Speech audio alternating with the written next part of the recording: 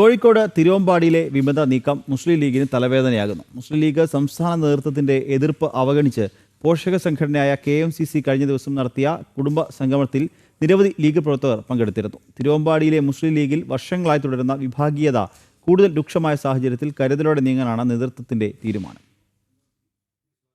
സംസ്ഥാന secretary CP ചെറിയ മുഹമ്മദിന്റെയും തിരുവമ്പാടി നിയോജക മണ്ഡലം പ്രസിഡന്റ് CK കാസിമിന്റെയും നേതൃത്വത്തിൽ മുസ്ലിം ലീഗിൽ രണ്ട് ചേരി ശക്തമാണ്.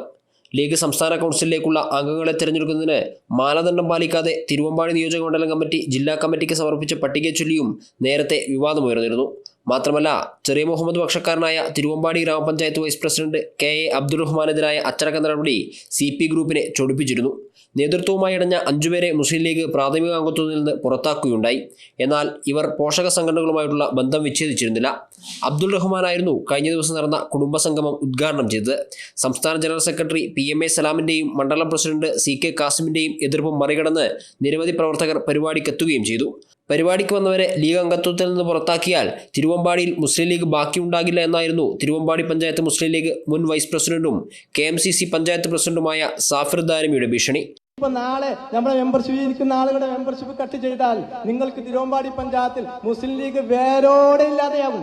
മുസ്ലിം ലീഗ് വേരോടെ ഇല്ലാതെയാകും. അതുപോലുള്ള നിലയാണ് ഈ ഇരിക്കുന്നത്. എല്ലാ ഘടകത്തിന്റെയും എല്ലാ യൂണിറ്റിന്റെയും ഘടകങ്ങളാണ് ഇവിടെ ഇരിക്കുന്നത്. ഞങ്ങൾക്ക് അവിടെ ഇരുത്താൻ ഞങ്ങൾക്ക് കഴിയും. കാരണം എന്താ അറിയോ, ഞങ്ങളുടെ പ്രവർത്തനം കഴിഞ്ഞ കാലഘട്ടത്തിൽ മനോഹരമാണ്.